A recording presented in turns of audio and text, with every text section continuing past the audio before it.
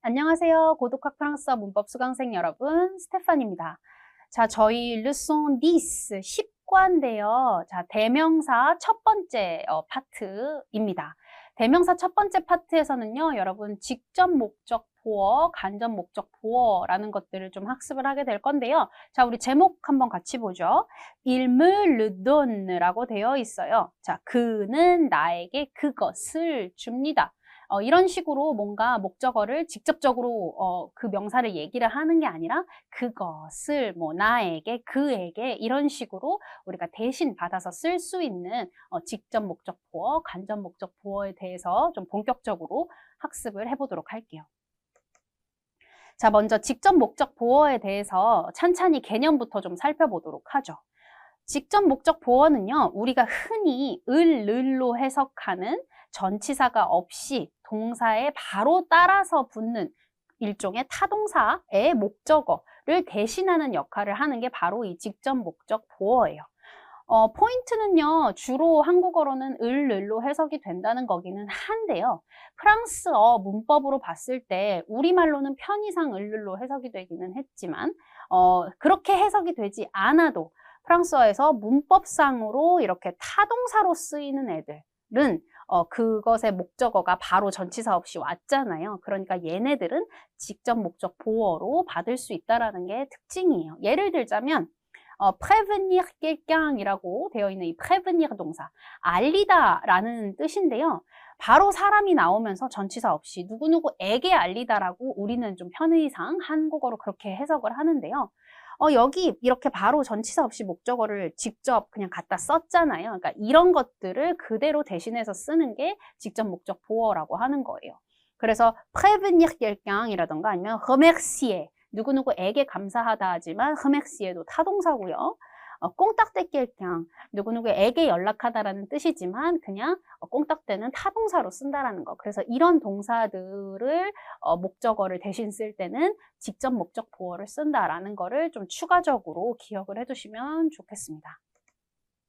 자, 직접 목적 보어는요, 사람도 대신을 할 수가 있고요. 사물 목적어도 대신할 수 있다는 게 특징이에요.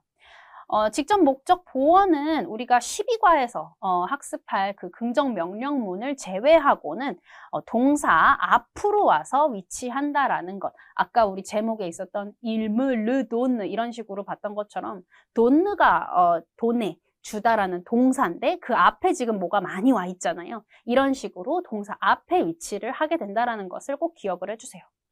자, 그 다음에 우리가 이제 본격적으로 보게 될 이 직접 목적 보어들 중에 me, de, le, la 이런 식으로 모음으로 끝나는 목적 보어가 뒤에 만약에 모음이나 무마슈로 시작하는 동사를 만난다면 우리가 늘 지금 반복해서 보고 있듯이 모음 충돌을 피하기 위해서 축약이 된다라는 거를 반드시 기억을 해주세요. 자, 그러면 우리 좀 형태를 좀 상세하게 보도록 하죠. 자, 직접 목적 보어는 사람을 받을 수 있잖아요. 그러니까 사람을 받을 때는요, je, 그러니까 나라는 걸 받아서 나를 이라고 해석이 될 건데요. 그럴 때는 형태가 me, 너를 이라고 할 때는 te, 그를 이라고 하면은 남성 단수 le, 그녀를 이라고 얘기할 거면 여성 단수니까 la, 우리를 이라고 하면은 nous, 너희를 혹은 당신을 이라고 얘기를 하면은 vous. 그 다음에 그들을, 그녀들을 이라고 얘기할 거면 성의 구분은 없이 수만 복수로 바꿔서 레 이렇게 쓸 수 있겠습니다. 그래서 형태는 우리가 좀 그동안 봤었던 어떤 형태들이어가지고 되게 익숙하기는 할 건데요. 품사가 다르고 위치가 좀 달라지다 보니까 의미도 다 다르다는 것을 기억을 하면서 이 직접 목적 보어라는 것에 을로 해석된다라는 것에 좀 더 초점을 맞추고 보도록 할게요. 자, 이번에는 사물을 받을 때의 형태인데요. 당연히 사물이니까 나, 너는 없을 거고요. 사물은 우리 1L 이렇게 3인칭 단수 혹은 3인칭 복수로 받을 수가 있었잖아요. 얘는 형태가 똑같아요. 그래서 그것을 만약에 근데 그게 남성 단수 명사였으면 le, 그것을 했는데 여성 단수 명사면 la. 복수 그것들을 했을 때 복수 명사면 성의 구분은 없고 레 이렇게 쓸 수가 있겠습니다. 자, 그러면 예문을 좀 보면서 좀 우리가 좀 더 익숙해져 보도록 하죠.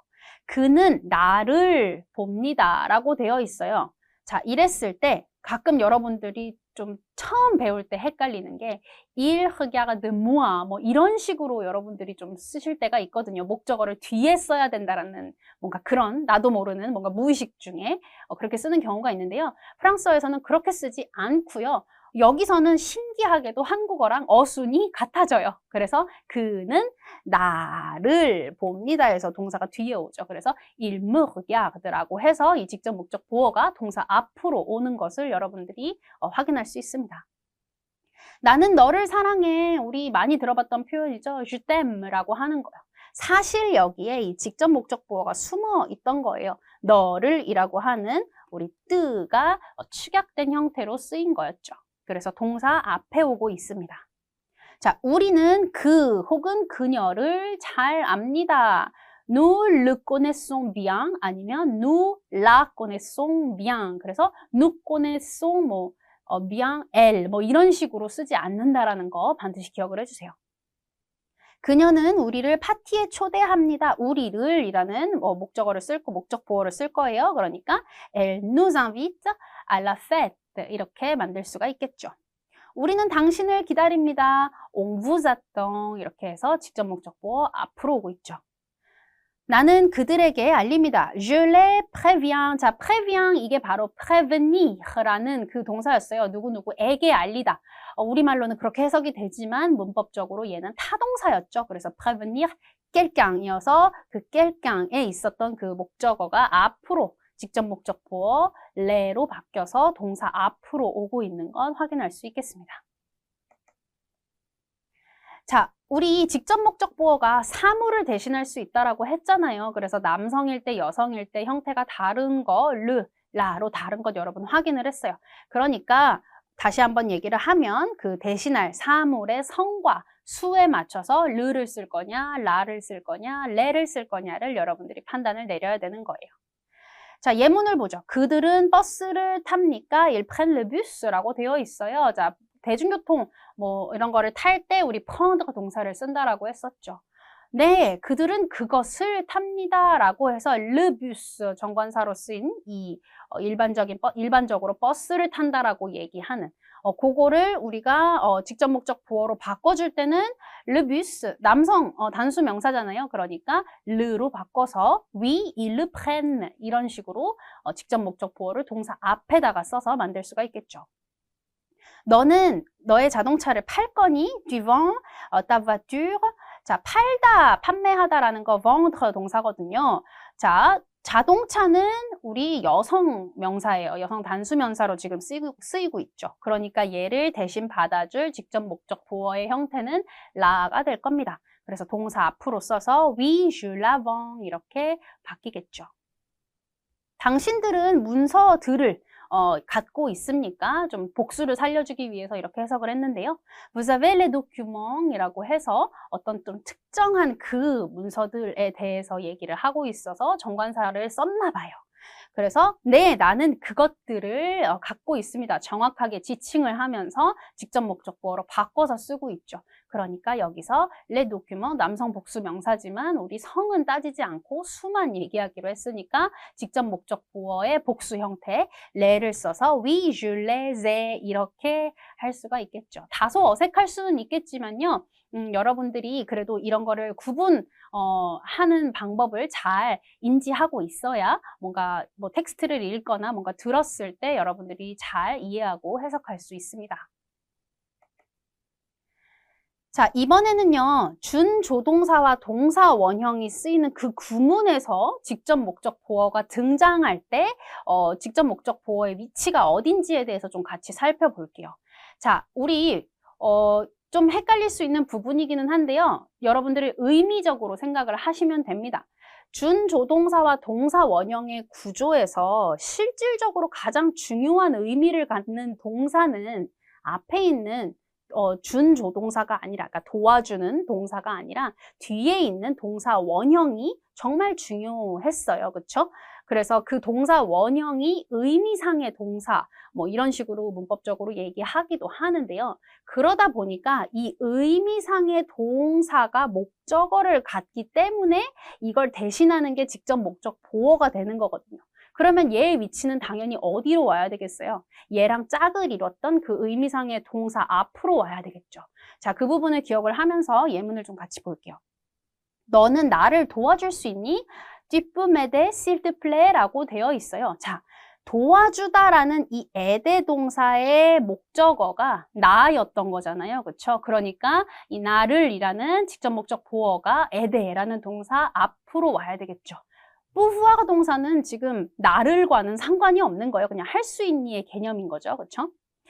자, 그는 나에게 연락할 것입니다.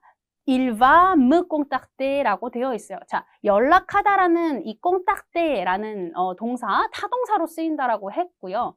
얘의 목적어가 나잖아요. 자, 우리 한국어로는 나에게라고 해석이 됐지만 contacter가 타동사라고 했어요. 그래서 얘는 직접 목적 보어입니다. 그래서 contacter랑 직접적으로 연결이 되는 애니까 이 contacter 앞으로 위치를 해야 되겠죠. 나는 그것을 끝내야 합니다. 마찬가지예요. Je dois le finir. 끝내는 게 그거잖아요. 그쵸? 그러니까 그것을 이라는 이 직접 목적 보어가 finir 앞으로 위치해야 합니다. 우리는 그들을 만나고 싶습니다. 그쵸? 만나는 대상이 그들이잖아요. 그쵸? 그러니까 만나다라는 동사 rencontrer 앞으로 직접 목적 보어가 위치를 해서 nous voulons les rencontrer 이렇게 만들어 줄 수 있습니다. 자, 한 가지 짚고 넘어갈 부분이 있는데요. aimer나 이제 détester 같은 어떤 선호를 나타내는 그런 동사들 있잖아요. 이 뒤에 사물 목적어가 나왔는데 그거를 우리가 뭔가로 대신해서 쓸 경우에는요.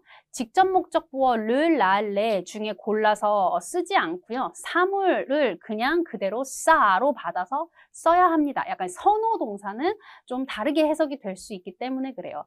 자, 볼게요. 너는 스키를 좋아하니? Tu aimes le ski? 라고 되어 있어요.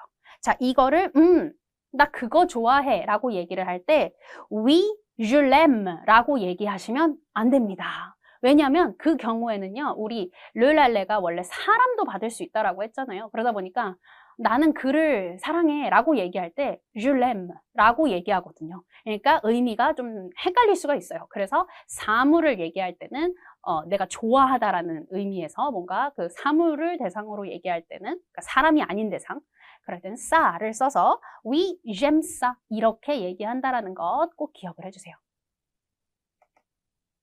자, 예문을 보고요. 우리 한번 미니 테스트를 풀어보도록 하죠. 우리 밑줄 친 부분에 직접 목적 보어를 한번 찾아 써볼 거예요.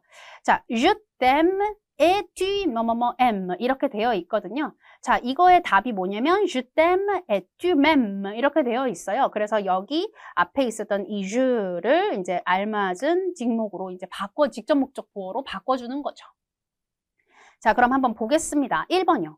Nous vous attendons. 우리는 너희를 혹은 당신을 attendre, 기다립니다. 그리고 당신은 혹은 너희들은 우리를 기다립니다. 이렇게 바꿔줄 거예요. 그러면 우리에 해당하는 직접 목적 보어 뭐였나요? nous였죠. 그래서 vous nous attendez 이렇게 바뀌겠죠. 2번이요. Il me critique. 그는 나를 비난합니다. 뭔가 나에게 뭔가 지적하고 비평하고 비난하고 이렇게 얘기를 하는 거예요. 그리고 나는 그를 우리 il에 대한 직접 목적 보어 뭐가 있죠? le가 있겠죠. 그래서 je le critique 이렇게 바꿔줄 수가 있겠습니다. 나는 그를 비난합니다. 비판합니다. 3번이요. Tu nous invites.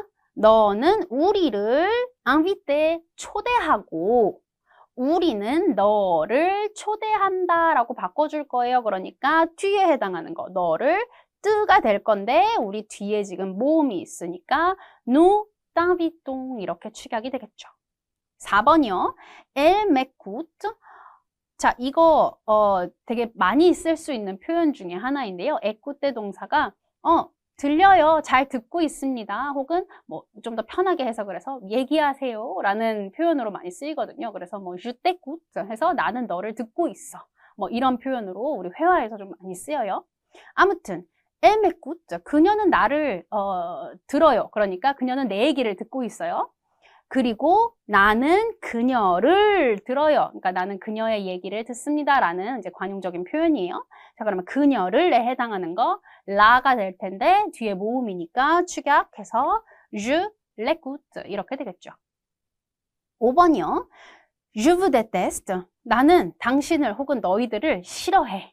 그리고 당신은 혹은 너희들은 나를 싫어해요. 서로 싫어하니까 다행이에요. 그렇죠? 나를 싫어한다라고 얘기할 때 어떻게 되겠어요? me가 되네요. 그래서 vous me détestez 이렇게 되겠네요.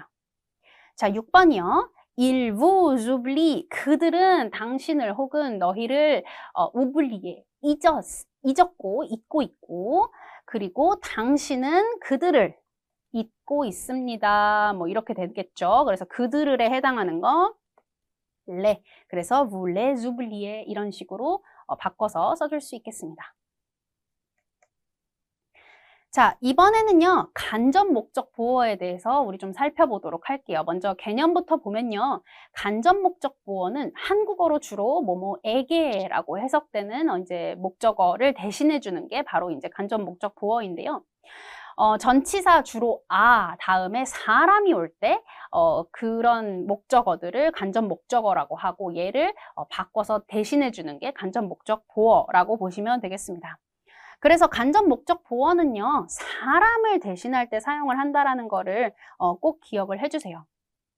아까 직접 목적 보어에서 봤던 것처럼 한국어로 을를로 해석되지 않아도 타동사면 직접 목적 보어로 우리가 그 목적어를 대신해서 써줬듯이 이 간접 목적 보어도 마찬가지로 뭐뭐에게라고 직접적으로 해석이 되지는 않아도 문법적으로 전치사 다음에 사람을 쓰는 간접 목적어를 쓰고 있다면 그거를 간접 목적 보어로 바꿔서 우리가 쓸 수가 있습니다. 자, 예를 들면 이런 동사들이 뒤에 오는 사람, 명사, 전치사 와 사람을 묶어서 간접 목적 보어로 바꿔주는 동사들이거든요. 좀 볼게요. parler à 누구누구에게 말하고 dire à 이것도 누구누구에게 말하고 téléphoner à 누구누구에게 전화하다 écrire à 누구누구에게 편지 쓰다 대상이 있는 거죠. répondre à 뭐뭐에게 대답하다 demander à 누구누구에게 요청하다 혹은 뭐 질문하다 묻다 envoyer à 누구누구에게 보내다 rendre à 누구누구에게 뭔가를 돌려주는 거 sourire à 누구누구에게 미소 짓고 웃어주는 거죠. donner à 누구누구에게 주다 prêter à 누구누구에게 빌려주다라는 뜻이에요. 자, 그리고 이 부분이요. plaire à 같은 경우는요. 해석을 할 때 누구누구의 마음에 들다라고 우리가 한국말로 주로 해석이 되거든요. 근데 얘는 문법적으로 형태가 어떠냐면 plaire 동사 다음에 전치사 a를 쓰고 이 뒤에 사람이 와요. 그래서 이 전치사 a랑 사람을 묶어서 우리가 간접 목적 보어로 바꿔서 쓸 수가 있으니까요. plaire à 동사는 좀 예외 동사로 좀 잘 해석이 좀 그렇게 다르게 되는 동사로 잘 기억을 해두시면 되겠습니다. 네, 간접 목적 보어도요, 직접 목적 보어랑 용법이나 어떤 위치나 이런 것들이 크게 달라지지는 않아요. 여러분들이 나중에 학습하게 될 명령문, 그러니까 긍정 명령문에서만 제외하고 일반적으로 직접 목적 보어랑 동일하게 동사 앞에 간접 목적 보어도 위치를 하게 됩니다. 그리고 만약에 뒤에 모음이나 무마슈로 시작하는 동사가 온다라고 하면 më나 뜻 같은 이 간접 목적 보어는 이제 발음상의 편의를 위해서 축약이 되겠죠. 자, 형태를 좀 한번 볼게요. 자, je는 우리 항상 비슷하게 바뀌죠. me로 바뀌어요. 대신 해석이 나에게가 되겠죠. 뒤는 뜨, 너에게. 자, il과 l 이 부분이 달라지는데요. 하나 좋은 점은요. 간접 목적 보어는 그 성에 따라 형태가 달라지지 않는다라는 거예요. 그래서 그에게 혹은 그녀에게 둘 다 형태는 루이가 되겠습니다. 그래서 L 같은 걸 쓰지 않는다라는 거 여러분 좀 잘 기억을 해두세요. 이게 명령문 할 때 여러분 은근히 헷갈릴 때가 있거든요. 근데 그에게, 그녀에게라고 할 때는 언제나 루이라고 한다라는 거 기억을 해주시고요. 자, 우리에게, 뭐 당신에게 혹은 너희들에게. 자, 마찬가지로 그들에게, 그녀들에게도 형태는 하나예요. leur. 라고 바뀌니까요. 여러분 요 부분만 잘 기억을 하시면 되겠습니다. 자, 그러면 예문으로 한번 조금 더 상세히 봐보죠. 그는 나에게 말합니다. 자, il me parle. 왜냐면 parle à quelqu'un이었잖아요. 그러니까 à quelqu'un에 해당하는 그 부분이 me로 바뀌었다. 이렇게 생각을 하시면 돼요. 그래서 그는 나에게 말한다. 나는 너에게 소포를 보낸다라고 되어 있네요. Je t'envoie un colis 라고 되어 있어요. 우리 꼴리 하면은 소포, 택배라고 했었죠. 자, envoyer à quelqu'un이었으니까 그 à quelqu'un, 사람 이 부분을 뜨로 바꿔주고 envoie 모음으로 시작했으니까 축약이 돼서 je t'envoie 이렇게 됐죠. 우리는 그 혹은 그녀에게 인사합니다 라고 해석이 되어 있는데요. 예문 보면 Nous lui disons bonjour 라고 되어 있죠. 그러니까 우리는 그에게 혹은 그녀에게 bonjour 라고 disons, dire, 말합니다. 그래서 dire à quelqu'un 이라고 되어 있는 거 간접 목적 보어로 바꾸고 있죠. 그녀는 우리에게 선물을 줍니다. Elle nous donne des cadeaux. 그래서 우리에게 nous 쓰고 있고요. 동사 앞에 오고 있어요. 우리는 당신에게 편지를 씁니다. On vous écrit. 그래서 écrire à quelqu'un. 그래서 vous, 당신에게 동사 앞으로 왔죠. 너는 그들에게 대답한다. Tu leur réponds 이라고 되었죠. 그래서 répondre à quelqu'un 이라고 되어 있는 거 간접 목적 보어로 바꾸고 우리 그들 혹은 그녀들 이거는 다 형태가 동일하다고 했어요. 그래서 leur로 바꿔서 복수로 써줬다. 자, 마찬가지예요. 직접 목적 보어도 준조동사랑 동사 원형이 쓰였을 때 우리 직접 목적 보어가 동사 원형 앞에 위치한다라고 했었잖아요. 왜냐면 그게 의미상의 진짜 동사니까 이 목적어가 걸린. 마찬가지로 간접 목적 보어도요. 얘가 걸려있는 진짜 의미상의 동사는 동사 원형이거든요. 그러니까 이 직접적으로 연관이 된 이 동사 원형 앞으로 간접 목적 보어가 위치를 하게 될 겁니다. 자, 너는 그녀에게 설명할 거니, 설명할 예정이니, 계획이니, tu vas lui expliquer 라고 되어 있어요. 그러니까 우리 알레 동사는 지금 전치사 아 사람이랑은 전혀 관계가 없고 expliquer라는 지금 이 동사가 à quelqu'un이라는 간접 목적어를 받는 동사인 거잖아요. 그러니까 그에게 혹은 그녀에게라고 할 때 이 간접 목적 보어 lui를 쓸 건데 걔를 expliquer라는 동사 원형 앞으로 보내줘야 되겠죠. 당신은 나에게 결과를 보여주고 싶습니까? 보여주길 원합니까? 라고 되어 있네요. Vous voulez me montrer le résultat? 라고 되어 있어요. 자, montrer, 보여주다 라는 동사인데요. 누구누구에게 보여주다 이다 보니까 전치사 아랑 사람을 쓸 거란 말이에요. 그거를 이제 우리가 간접 목적 보어로 바꿀 거고 나라는 의미로 쓸 거니까 우리 montrer 앞에 me가 들어가게 되겠죠. 그는 우리에게 이틀 후에 돌려주어야 합니다.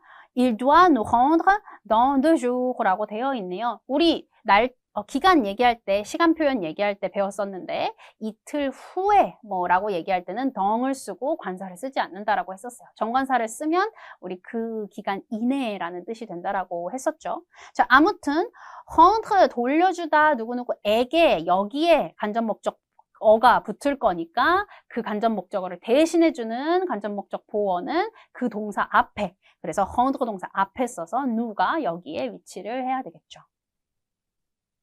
자, 여러분들이 꼭 기억해야 할 포인트가 하나 있는데요. 전치사 아 다음에 quelqu'un, 이 사람 구조를 쓴다고 해서 이 간접 목적어를 언제나 간접 목적 보어로 바꿔서 쓸 수 있는 건 아니에요. 그게 적용되지 않는 몇 가지 예외적인 동사들이 있거든요.